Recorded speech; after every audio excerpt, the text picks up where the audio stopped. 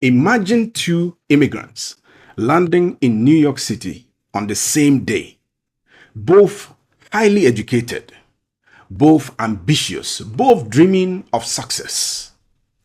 Then you fast forward 20 years. One is the CEO of a Fortune 500 company. The other is still stuck in middle management.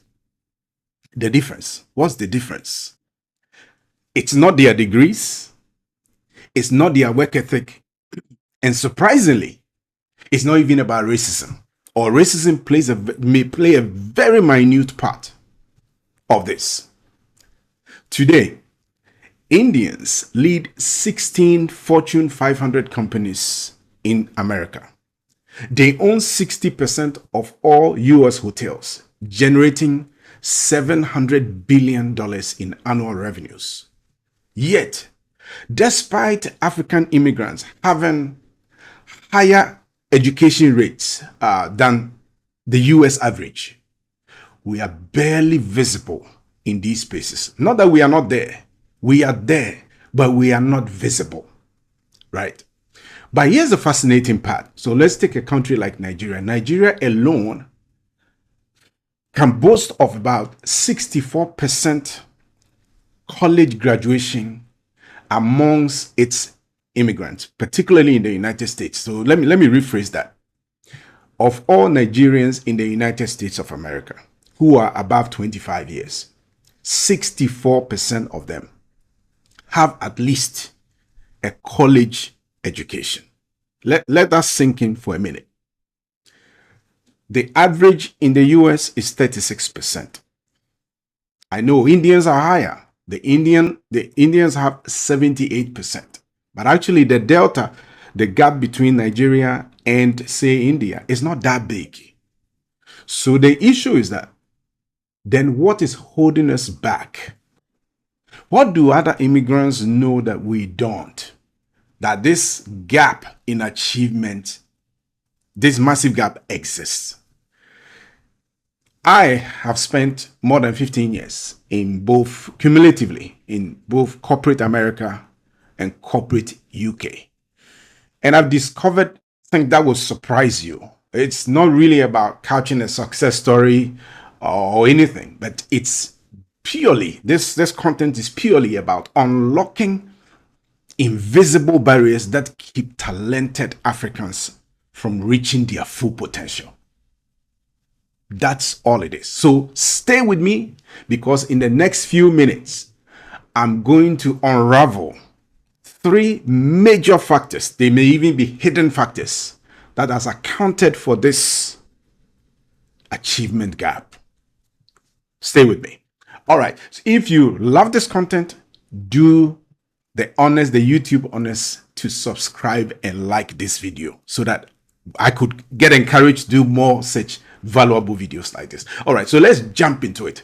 So after synthesizing this, this topic for a while, one of the things that the first factor that has accounted for this gap in achievement vis-a-vis the Indian immigrants is this total lack of unity and community support amongst we Africans, and by extension African immigrants.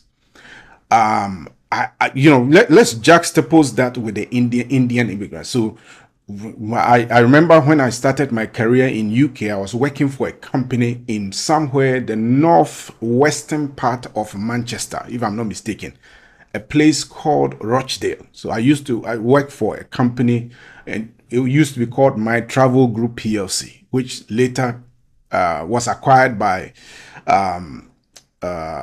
what's the name of it? It was acquired by another travel and tours company, Thomas Cook. That's the name, Thomas Cook Group PLC. So those who follow soccer, Thomas Cook used to sponsor Manchester City. So that's the company I worked for. My first corporate gig was with that company.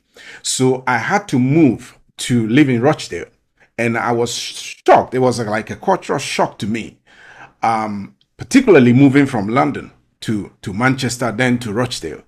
Then I noticed that on the street that I was, it was called Royce Street. The street that I was, almost literally 80% of all the people living on the streets were Indians. I had never seen anything like that. So with time, I made friends and, acquaintances, in the neighborhood, and I got to know that that is the culture.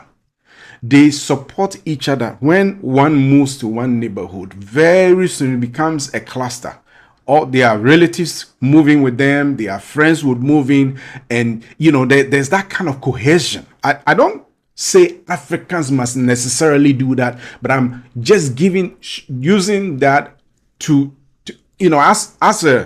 to give you a broad context as to how cohesive I see Indian communities compared to African communities. Yes, there may be divisions within their sub-communities here and there, but for us who are outside looking in, we do not see that. That doesn't mean that all of them are 100% cohesive or gelling, but it means that they are cohesive enough that to us from the outside, we see them as one group that really, really gels together.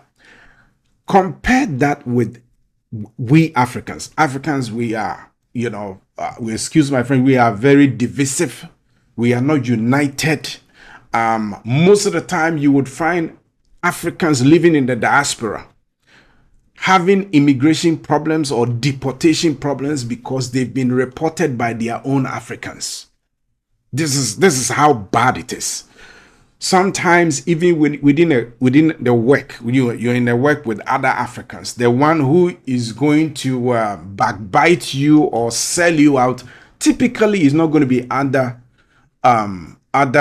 immigrants or people from other ethnic communities. It's going to be your own.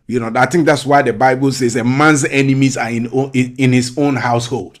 That is so true for the African diaspora, and you can't go around that. We tend to be less supportive of each other. When one is rising, we tend to easily want to bring them down. They call it the proverbial crab effect. When if you have, let's say, a dozen or so crabs in a basket and you leave it, I don't know how true that is, but there's some level of truth in it. You can leave it for 24 hours knowing that and not cover the basket because none of them will escape. Why?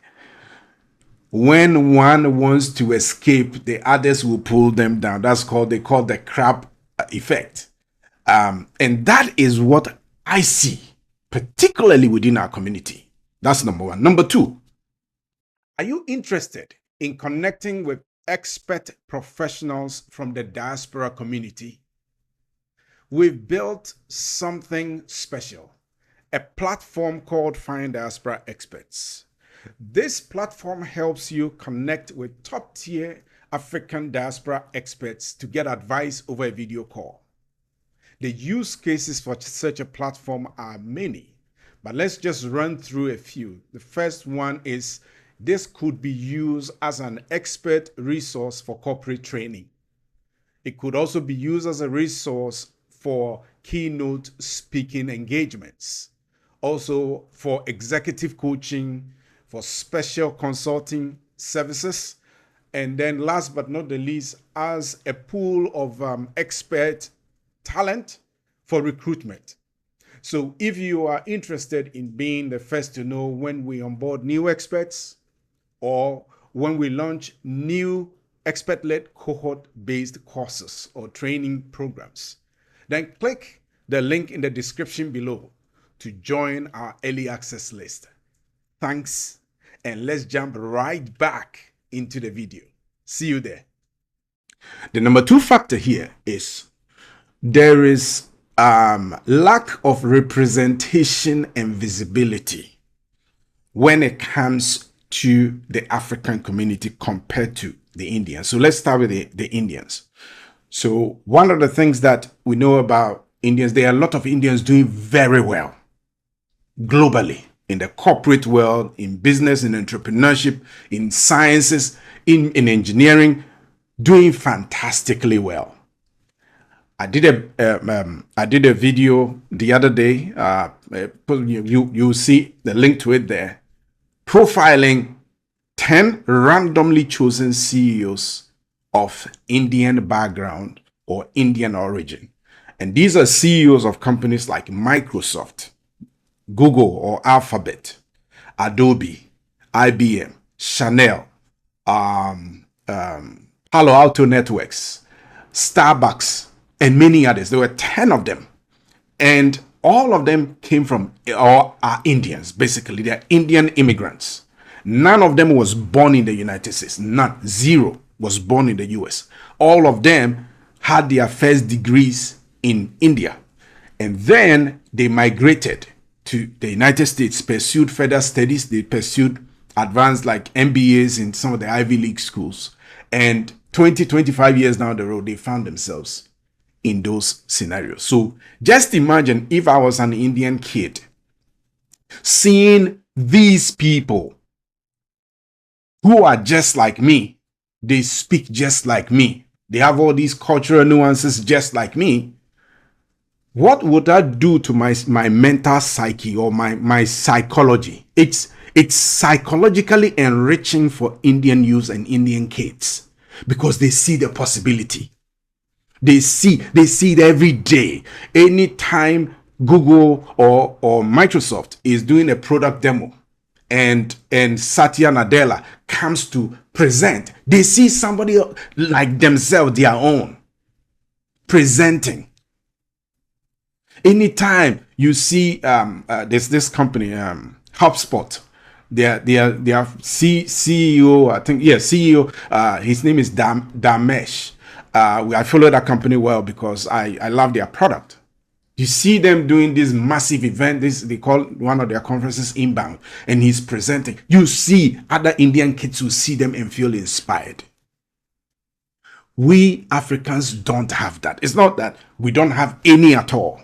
We do not have that visible. We don't see a lot of our diasporans doing well that are visible.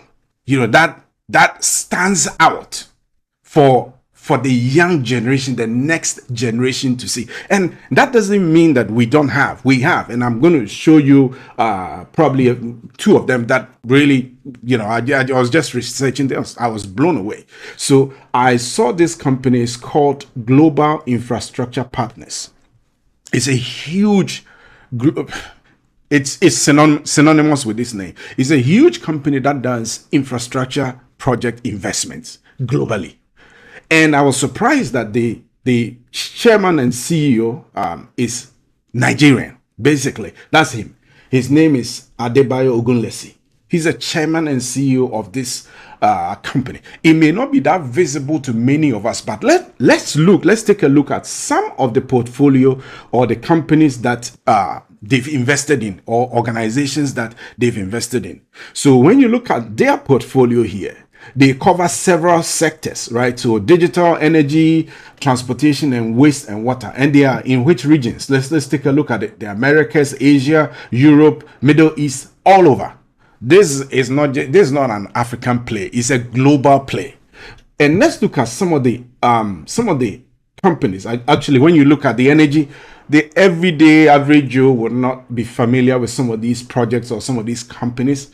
But let's look at particularly their transportation sector that the average person may know what these companies they've invested in are. So first thing is, I see London Gatwick Airport as being one of their portfolios. So they are a major stakeholder in London Gatwick Airport, Edinburgh Airport, London City Airport, and goes on and on, Sydney Airport. And this is so many, Port of Melbourne. And this is just one category of their investments. So you can see the impact this company, and I just realized that his company has been acquired by BlackRock, which is like the godfather of investment companies in the world. BlackRock manages more than $11 trillion. Let that sink in. So if BlackRock has acquired this company that is being led by a Nigerian immigrant, and this story be publicized enough so that the younger generation of Africans can know? We don't know. Okay. Then there's another one here This company I really like. Calendly is a tech company. It's a unicorn. Unicorn literally means the company is valued at more than $1 billion. Calendly is the market leader in online bookings software. You need any calendar booking, Calendly is the market leader. And guess who is the founder and CEO? Is this gentleman, Tope Awotona. He's the CEO of Calendly. Most people do not know this, right? So that's begs to say we may have some golden gems, but we do not know them. I bumped into a podcast the other day about real estate, and I got to know that one of the top realtors in the state of California, who does some of the big real estate deals in like Hollywood and NBA stars, football stars. His niche is like properties that are $10 million and up. He doesn't touch any of those small deals. Those are and in that niche, that $10 million and up range, he is the number one realtor. I was shocked to know that he is also a brother from Africa. He is an African immigrant. I was shocked that why don't we see more of these people to kind of energize us, to give us that hope and that aspiration. So that's number two. Number three, very importantly, is emphasis on STEM education within the Indian diaspora. So the Indian diaspora, what happens, the Indian education system emphasizes higher education in STEM fields. STEM is science, technology, engineering, and mathematics. These are the four pillars. And as I was doing that research about those 10 Indian CEOs, I found something up. I think it probably was a deliberate strategy by the Indian government to really focus on STEM education. And this is the reason why. Of all the 10 CEOs that I profiled in that video that I published not too long ago, I noticed that all of them attended a version of the Indian Institute of Technology. So there's like the Indian Institute of Technology in this province. There's another Indian Institute of Technology in another province. There's another Indian Institute of Technology in a different province. Probably several provinces have their own Indian Institute of Technology. So it tells me that the government really had a deliberate approach to empower, to actually invest in STEM education. And that has really paid off big time. Big time. So whereas the Indians focus on STEM education, African education system is still, even today, rooted in colonial models that are really unfit for purpose today. They are really unfit for purpose. This type of education fails to prepare students for the demands of the modern global economy. They fail woefully. And the earlier we can begin to correct some of these things, the better it will be. So these are the top three. There are some minor reasons why, I would say minor in relative terms. There are minor reasons. I will just quickly mention them because when I put content like this out there, I had a lot of interaction and comments and people were just jumping in there. But I typically stay away from things that makes we Africans think we are helpless. There's nothing we can do, right? It's racism. That is why we can't move far. That is giving too much power to somebody else. I believe that we can take our own destiny regardless of the obstacles. Yes, the obstacles, I'm not undermining them at all. I think they are real, but I think those obstacles that are outside our control are not too strong enough to stop us from achieving our potential, right? So that's why I say some are major. These three are major, possibly two of them not so major, right? So there's one argument that says that Indians do well than us because of a calculated geopolitical strategy, particularly with the US government. Why? The US government sees China as a threat and it wants to use India as a counterbalance to actually balance out or to scale down the influence of China, particularly in India. So the US government is in their interest to give opportunities to the Indian diaspora so that they achieve higher things, and that basically has a way of counterbalancing the influence of China, particularly in India and globally as well. Yes, there's some credence to that argument, but look, these are things that are outside our control, and I typically don't want to focus too much on things that are outside of our control. There are things that we can do. If you shoot for the stars and you don't get there, you might hit the moon. That's my philosophy. That's what I believe, right? And then the other point is also systemic discrimination and racism. I agree. I've gone through that. I've gone through that in my first job, in UK, second job in UK, third job in UK, and then the same first job in the, actually not so much in my first job in the US, because first job was at NYU. I had fantastic time there. My second job, I saw signs of it. My third, I did. Look, these things, I don't think they're going to go away, but it's all going to be about how you react to it. And I've said it over and over and over again. One of the things about racism is sometimes it can be very subtle. Sometimes it can be in your face. If it's in your face, there's recourse. You can speak to HR. You can speak to other mentors if you have. That's why you also have to develop relationships in the workplace, because that helped me. That you can lean to for counsel, for advice. But for most HRs, particularly in the United States, they will take things about discrimination very seriously. If it's abuse and things, look, gather your experience, look for another place if you can, and then move. And then, pick from what you have learned and then use it to better yourself going forward. That is my approach. My approach is basically how you react to racism.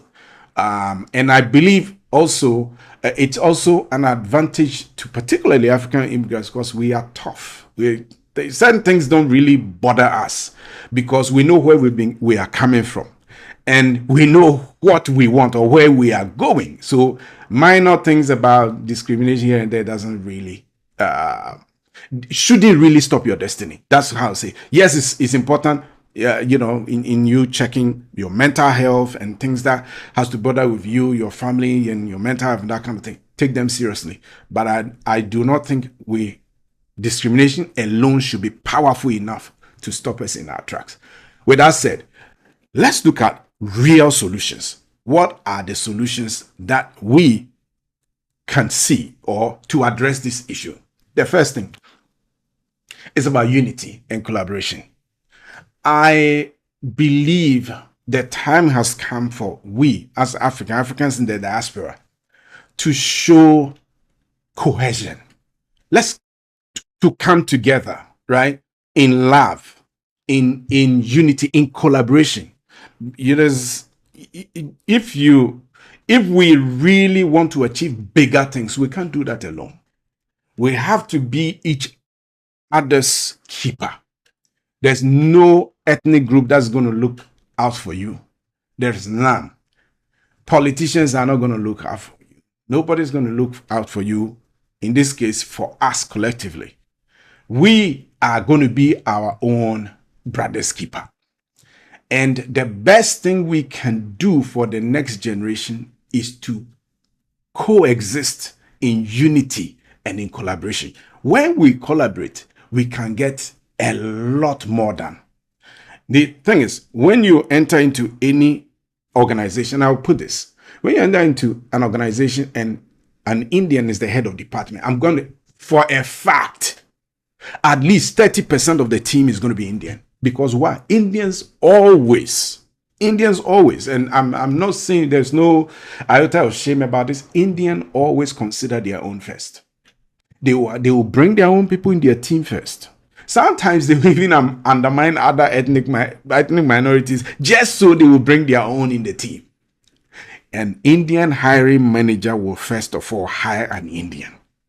It's that simple. Look at other parts of the world. Even when Indians come to Africa, there are a massive Indian population in places like Uganda, Kenya, and South Africa, and all those places, Tanzania, and those places. Guess what? Go to their companies and see. Most of their hires are Indians.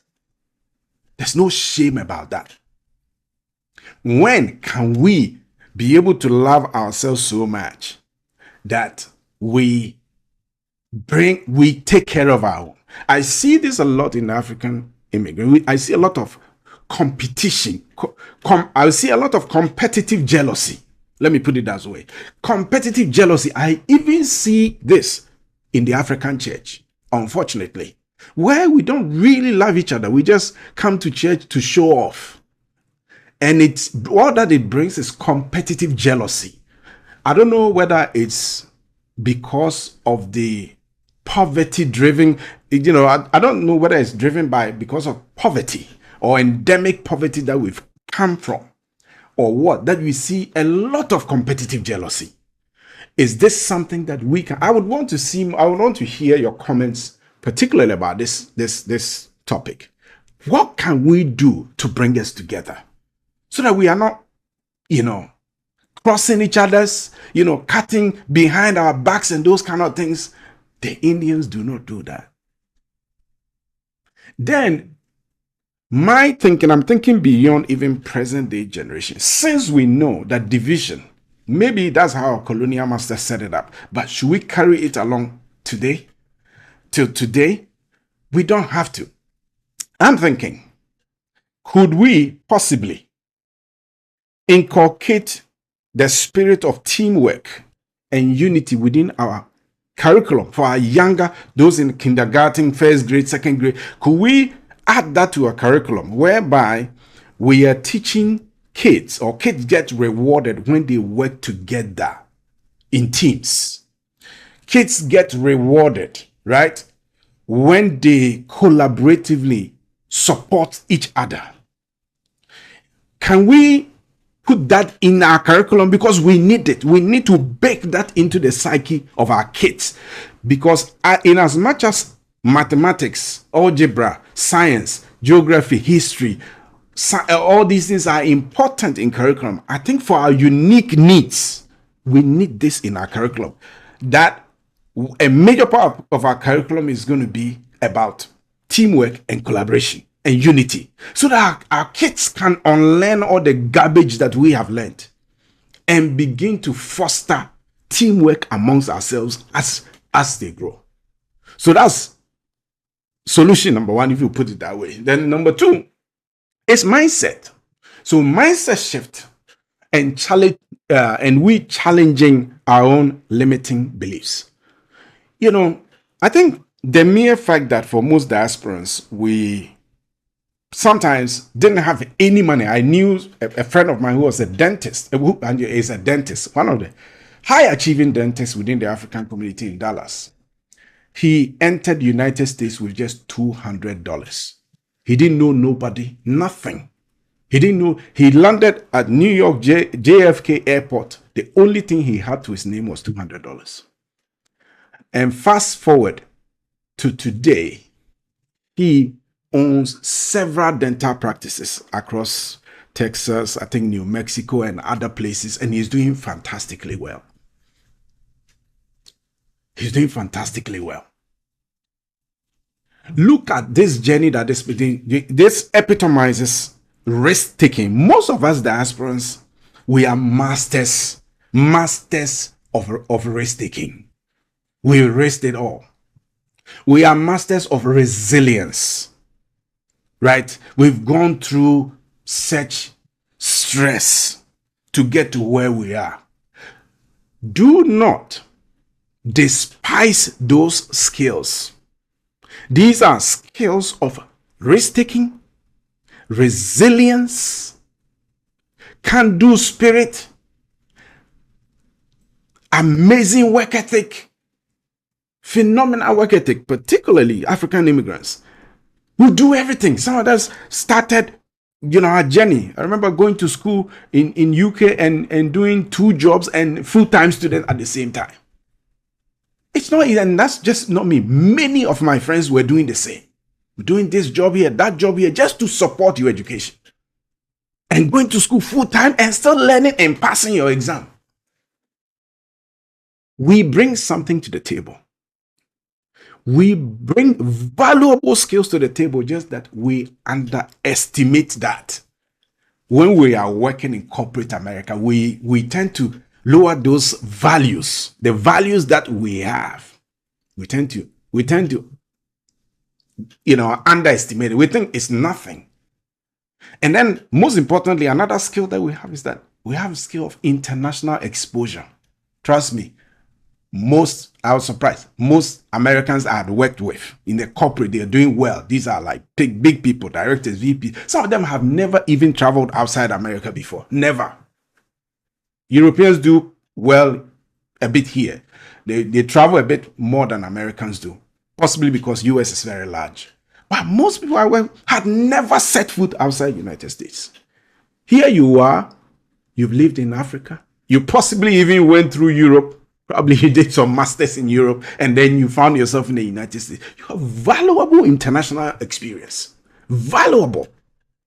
That we bring to the table. So we should not believe that we don't have anything. We have a lot. We have just suppressed it, or we have just discounted it, that it means nothing. Believe me, you bring something to the table. And because of this, because we have suppressed it, we think we have to be like other ethnic groups to measure up. We have to talk right. We think we have to talk right. We have to do things right. We have to do things in probably the Western way to be accepted. No. I feel we shouldn't settle. And the temptation is always to settle for comfortable but less impactful roles. There's nothing wrong with that. We always have to start from somewhere. But we should not settle for comfortable yet less impactful roles, thinking that that's our lot, that's all we can get. No, because we have to now appreciate the fact that we have a mindset that can take risks. We have a mindset that is resilient. We have a globalized mindset. We bring something valuable to the table. And because of that, we should be empowered to go for the big opportunities, to go for the big breaks. Hey, look, there's nothing wrong in trying. The worst that can happen to you is they say no. No doesn't kill anybody. Actually, I even like no's, because for you to get to a yes, you need to go through a lot of steps of no's. No doesn't mean never. No just mean not this time. So, and as we are built with resilience, we can take a whole boatload of no's. We don't care. And still get to a yes. But we have to aspire. If we shoot for the stars and we don't get it, we at least will land on the moon. So we need to break free from I'm not good enough because I talk funny. I'm not good enough because I have darker pixels on my skin. No, let's break free. The world is even looking for people like us. We just have to sell ourselves better. All right, that's point number 2. Let's go to point number 3. We need to highlight diaspora success stories. Like I said, so these 2 gentlemen that I profiled, the Tope Awotona and then Mr. Bayo Ogunlesi, we need more of those. Actually, I'm going to lead this charge. If you're watching this video and you know an African in the diaspora who is doing well across anything, it doesn't have to be business. Whether it's business, it's arts or creative arts, sports, and you know them, I'm going to put a link to a form in the description of this video. Just click the link and just enter the name of the person, and my team and I will reach out to those people to attempt to interview them so that we share their story. We all have to be inspired. For me, the least we can do is use forums like this to open the eye of our younger generation to see the possibilities. And so if you're watching this and you know somebody, to me, that's the solution. Let's flood the zone with our own positivity, positive energy. Let's flood the zone with the countless numbers of Africans who are doing very well, but nobody knows about them. They may be doing well in business. There are people who are running multiple like care homes and making multi-million dollars every year. There are people who are running schools. There are people who are like top school principals, top engineers, top scientists, all over the place. Our kids don't know them. All we see is those who are doing well in different ethnic groups. And our kids don't see themselves. That's why a lot of our kids walk in lack of hope. They're hopelessness. They live in abundance, but they are hopeless. So if you are watching this video and you can actually even drop some in the comments, or better still, you put that in the form or in the comment, whatever it is, and my team will reach out to those people to talk to them, to highlight their success stories. Then finally, we're talking about education. Yes, we must run away from the colonial education system, but it's not going to be overnight. I think Africa, our education system must be tailor-made to what the world needs and be tailor-made to our strengths, right? So I'm all for STEM education because the Indians have proven that that is what the world wants, right? I know there are Africans today who are in STEM, but the numbers are not massive. The Indians made a concerted effort to invest in science, technology, engineering, and mathematics education. We, likewise, must change our education system to, at a minimum, match that. There's no need doing a colonial master's education system in this, our present day. Zero, no need. But I'm going to take it a step further. I think Africa must not just focus on STEM. Africa must focus on what I coined STEMAS. STEMAS. What is it? Science, technology, engineering, mathematics, creative arts, and sports. I'm adding this because I feel God in his own providence and his wisdom has endowed the Africans with great sense of creativity.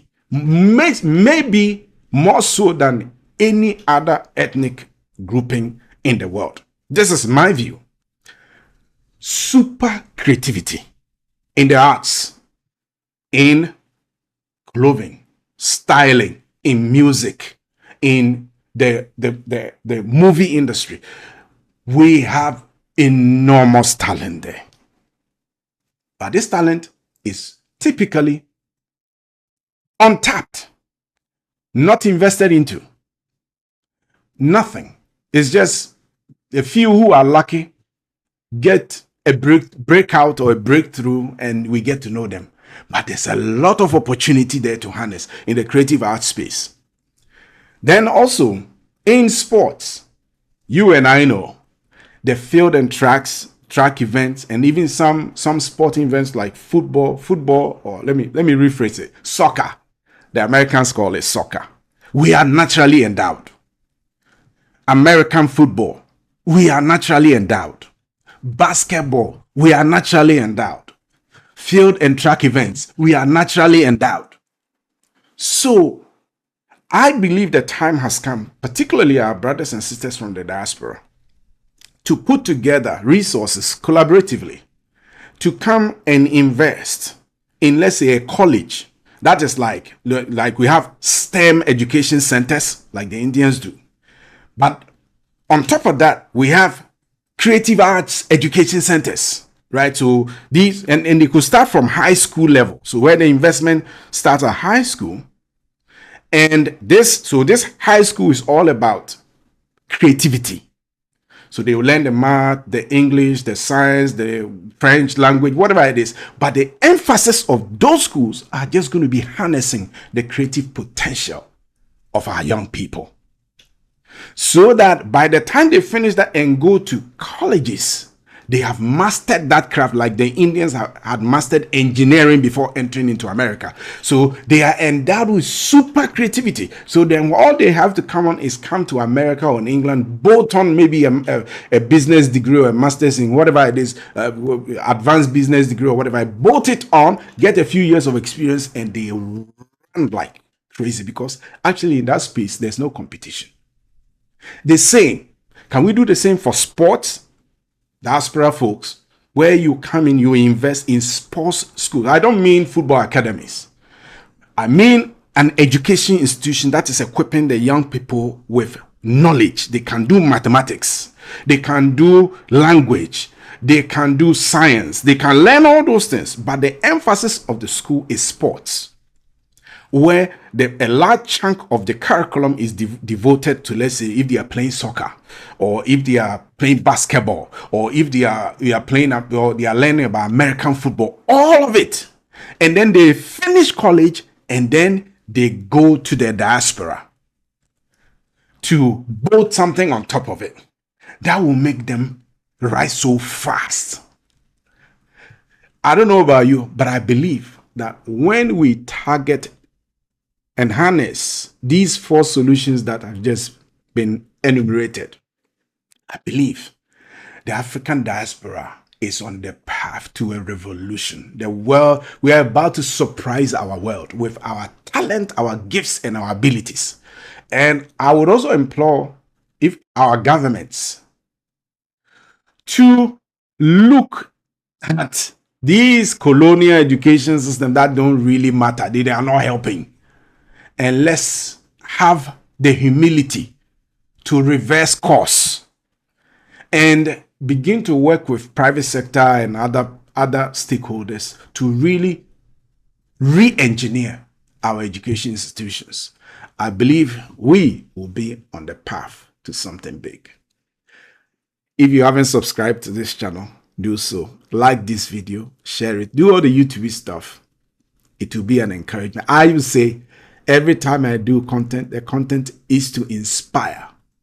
If you were depressed before watching me, you should be energized. That's the linchpin of my content. You should be motivated. You should be heavily inspired. All right. See you. Peace.